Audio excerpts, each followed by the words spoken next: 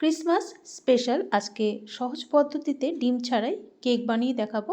যাদের কেক বানাতে গিয়ে একদম পারফেক্ট হয় না তারাও কিন্তু এই কেকটা খুব সহজেই বানিয়ে নিতে পারবেন। তাহলে ভিডিওটি শুরু থেকে শেষ পর্যন্ত দেখার অনুরোধ থাকলো আপনাদের সবার কাছে। শুরু করছি তাহলে আমার আজকের এই রেসিপি। কেকের জন্য এখানে আমি কিছু ড্রাই ফ্রুটস নিয়েছি। তো এই ড্রাই ফ্রুটসগুলোকে কেটে নিচ্ছি। তো একদম ছোট ছোট টুকরো করে নিচ্ছি। ড্রাই ফ্রুটসের মধ্যে নিয়েছি আলমন্ড, খেজুর, নিয়েছি এখানে কাজু বাদাম আর কিশমিশ। তো আপনারা আপনাদের পছন্দ মতো যে কোনো ড্রাই ফ্রুটসই কিন্তু এখানে ব্যবহার করতে পারেন। তো সবগুলোকে ছোট ছোট টুকরো করে কেটে নিচ্ছি। আর খেজুরের মধ্যে যে বীজটা আছে সেটাকে আমি ফেলে এরকম ছোট ছোট টুকরো করে নিলাম। তো সবগুলো কাটা হয়ে গেছে। এদিকে এরকম সাইজের একটা কমলা লেবু নিয়েছি। লেবুটাকে মাঝখান থেকে এইভাবে কেটে নিয়ে জুসটাকে এবার বের করে নেব। এইভাবে জুসটাকে যদি বের করে নেওয়া যায় খুব একটা ঝামেলা হয় না। দেখুন এইভাবে জুসটা বের করে নিচ্ছি আর এই যে বীজগুলো আছে সেটাও কিন্তু আলাদা হয়ে যাচ্ছে। তো একটা কমলা লেবুর থেকে এতটা জুস বেরোলো। তো এটা এক সাইডে রেখে দিচ্ছি। অন্যদিকে আমি কড়াই এখন বসিয়ে গ্যাসটা অন করে দিলাম। আজকে আমি কেকটা চিনি দিয়ে বানাবো না, বানাবো খেজুরের গুড় দিয়ে। তবে আপনারা চাইলে কিন্তু চিনি দিয়েও কেকটা বানাতে পারেন। তো গুড়টাকে আমি কেটে নিয়েছিলাম, প্রায় 1 কাপের মতো গুড় দিয়ে দিলাম আর একটু জল দিয়ে গুড়টাকে একটু গলিয়ে নিচ্ছি। তো দেখুন গুড়টা এখন পুরো গলে গেছে। তো এই অবস্থায় আমি এবার যে ড্রাই ফ্রুটসগুলোকে কেটে নিয়েছিলাম সেগুলো আমি দিয়ে দিলাম, দিয়ে একটু ফুটিয়ে নিচ্ছি। ফুটিয়ে নিলে ড্রাই ফ্রুটসগুলো একটু নরম হয়ে যাবে। তো আমি গ্যাসটা অফ করে রেখে দিচ্ছি এইভাবে। তো পুরো ঠান্ডা হয়ে যাওয়ার পর যে অরেঞ্জ জুসটা বের করেছিলাম সেটা আমি দিয়ে দিচ্ছি। দেখুন এই পরিমাণে জুসটা বেরিয়েছে, প্রায় এখানে 40 ml মতন আছে। দেখুন গ্যাসটা কিন্তু আমি অফ করে রেখেছি। এবার এর মধ্যে দিয়ে দিচ্ছি ভ্যানিলা এসেন্স, ছোটো 1 চামচের মতো দিয়ে দিচ্ছি। যদি না থাকে আপনারা স্কিপও করতে পারেন। তো সব কিছু একটু মিশিয়ে নিচ্ছি আর এবার দিয়ে দিচ্ছি প্রায় বড় 2 চামচের মতো সাদা তেল। সাদা তেলটা দিয়েও আবারও ভালো করে মিশিয়ে নিচ্ছি। এটাকে এবার একটা বোলের মধ্যে ঢেলে নিয়ে বাকি প্রিপারেশনটা করে নেব। তো বোলের মধ্যে ঢেলে নিয়েছি। এবার দিয়ে দিচ্ছি এর মধ্যে 1 কাপ ময়দা, দিয়ে দিচ্ছি বড় 1 চামচের মতো গুঁড়ো দুধ। গুঁড়ো দুধ থাকলে অবশ্যই দেবেন, দেখবেন টেস্টটা খুব ভালো আসে। যদি না থাকে স্কিপ করতে পারেন। আর 1 চিমটি দিয়ে দিলাম লবণ। সব কিছু একসাথে দিয়ে একটু চেলে নিলাম।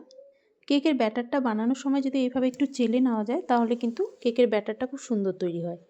তো এবার সব কিছু ভালো করে একটু মিশিয়ে নিচ্ছি। তো আমার মনে হচ্ছে এখানে আর একটু ময়দা লাগবে, তো আমি আরও 1/2 কাপের মতো ময়দা একটু চেলে দিয়ে দিচ্ছি। তো এবার ভালো করে মিশিয়ে নিচ্ছি। একটু দুধ দিয়ে দিচ্ছি, দুধ দিয়ে ব্যাটারটাকে একটু পাতলা করে নেব। আর এই কেকটা বানানোর সময় খেয়াল রাখতে হবে কেকের ব্যাটারটা যেন খুব বেশি পাতলা না হয়ে যায়, একটু আঠালো হবে এই ব্যাটারটা। তাহলে যে এই ড্রাই ফ্রুটসগুলো দিয়েছি এগুলো কিন্তু কেকের গায়ে লেগে থাকবে। যদি ব্যাটারটা পাতলা হয়ে যায় তাহলে এই যে ড্রাই ফ্রুটসগুলো আছে একদম কিন্তু কেকের নিচে পড়ে থাকবে, তো সেটা খেতেও ভালো লাগবে না। তো এইভাবে দেখুন ব্যাটারটাকে রেডি করে নিচ্ছি। স্প্যাচুলা দিয়ে ভালো মতো মেশানো যাচ্ছিল না, তাই আমি চামচের সাহায্যে ভালো করে এটাকে মিশিয়ে নিচ্ছি। তো এইরকম কিন্তু একটা আঠালো ব্যাটার হতে হবে। ব্যাটারটা দেখে হয়তো বোঝাই যাচ্ছে। আর যদি আপনারা চিনি দিয়ে বানান তাহলে কিন্তু চিনিটাকে গুঁড়ো করে দিতে হবে। গুঁড়ো করার পর চিনিটা অনেকটাই বেড়ে যায়, তাই আপনারা গুঁড়ো করে 1 কাপের মতো চিনিটা ব্যবহার করবেন। আর মেজারমেন্টটা আপনারা যে কোনো কাপ বা বাটি দিয়ে কিন্তু করে নিতে পারেন, তবে যে কোনো একটাই ব্যবহার করবেন, তাহলে মাপটা ঠিকঠাক থাকে। কেকের মধ্যে আমি বেকিং সোডা আর বেকিং পাউডারটা মেশানোর আগে আমি কড়াই বসিয়ে দিয়েছিলাম আর কড়াইয়ের মধ্যে একটা স্ট্যান্ড বসিয়ে প্রিহিট করে নিয়েছিলাম প্রায় 10 মিনিটের মতো। 10 মিনিট প্রিহিট হয়ে যাওয়ার পরে কিন্তু আমি এই কেকের ব্যাটারের মধ্যে ছোটো 1 চামচ বেকিং পাউডার আর ছোটো 1/2 চামচ বেকিং সোডা মিশিয়ে নিলাম। আর এটাকে অ্যাক্টিভেট করার জন্য আমি একটু লেবুর রস ব্যবহার করেছি।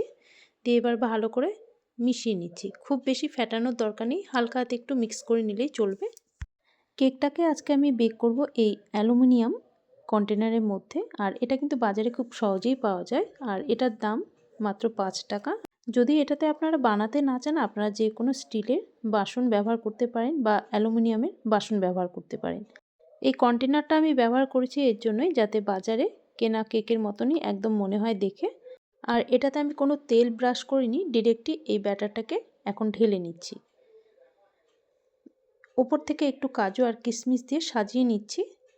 তবে আপনারা চাইলে নাও দিতে পারেন, কারণ ভেতরে তো সব কিছু দেওয়াই আছে। তো আমি একটু সাজিয়ে নিচ্ছি দেখতে ভালো লাগার জন্যই। তো একটু ট্যাপ করে নিলাম হালকা হাতে। এবার ওপর থেকে একটু কাজু আর কিশমিশ দিয়ে সাজিয়ে নিচ্ছি।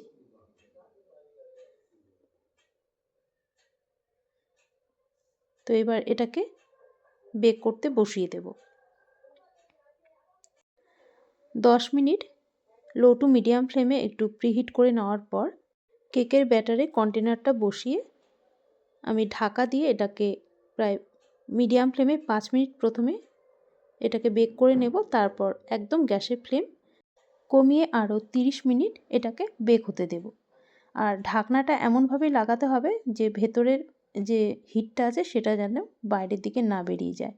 তো প্রথমে আমি একটা প্লেট দিয়েছিলাম, কিন্তু সেটাতে ঠিকমতো বসছিল না, তাই আমি এরকম একটা ঢাকনা ব্যবহার করেছিলাম পরে। মোট আমি 35 মিনিট কেকটাকে বেক করে নিয়েছিলাম। এখন ঢাকনাটা খুলে দেখাচ্ছি, দেখুন কতটা সুন্দর হয়েছে কেকটা। আর কেকটা কিন্তু পুরো ঠান্ডা হয়ে যাওয়ার পরেই আমি আপনাদের এখন দেখাচ্ছি। তো এবার এই যে কন্টেনারটা আছে এটা আমি কেটে নিচ্ছি, এটা তো কোনো কাজেই লাগবে না, তাই কেটে আপনাদের কেকটাকে দেখাচ্ছি। দেখুন ভেতরের টেক্সচারটা কতটা সুন্দর এসেছে। আর কেকটা দেখুন কত সুন্দর ফুলেছে। আর দেখুন কেকের কালারটাও কতটা সুন্দর এসেছে। তো এটা কেটে পুরো এখন কেকটাকে বের করে নিচ্ছি। কেকটা দেখুন একদম বাজারে কেনা কেকের মতনই লাগছে। দেখুন এবার ভেতরের টেক্সচারটা, কালারটা দেখুন কতটা সুন্দর এসেছে। আর কতটা জালিদারও হয়েছে এই কেকটা। দেখুন কালারটা কতটা সফট আর স্পঞ্জি হয়েছে। আমি আপনাদের কেটে দেখিয়ে দিচ্ছি কেকটা। যাদের কেক বানাতে গিয়ে ঠিকমতো ফোলে না বা পারফেক্ট হয় না, তো আপনারা এইভাবে আমার মতো করে কেক বানিয়ে দেখতে পারেন। আশা করি আপনাদেরও একদম পারফেক্ট কেক তৈরি হবে। তো দেখুন ডিম ছাড়া কত সুন্দর কেকটা তৈরি হয়েছে। তো কেকটা এখন কেটে নিচ্ছি। দেখুন কাটতেই বোঝা যাচ্ছে কতটা স্পঞ্জি হয়েছে কেকটা। তো ভেতরের টেক্সচারটা দেখুন একদম জালিদার কেক তৈরি হয়েছে, একটুকু কাঁচা নেই। আশা করি আমার আজকের ভিডিওটা আপনাদের দেখে ভালো লেগেছে। যদি ভালো লেগে থাকে আপনারাও এভাবে ক্রিসমাসের দিন নিজের হাতে বানিয়ে নিন এই কেক। আজকের ভিডিওটা যদি ভালো লেগে থাকে তাহলে অনুরোধ করব লাইক ও শেয়ার করে দেওয়ার জন্য। আর যারা এখনও পর্যন্ত চ্যানেলটিকে সাবস্ক্রাইব করেনি তাদেরও অনুরোধ করব চ্যানেলটিকে সাবস্ক্রাইব করে রাখার জন্য, কারণ আমি কোনো নতুন রেসিপি দিলে তার নোটিফিকেশান কিন্তু সবার আগে আপনাদের কাছেই পৌঁছে যাবে।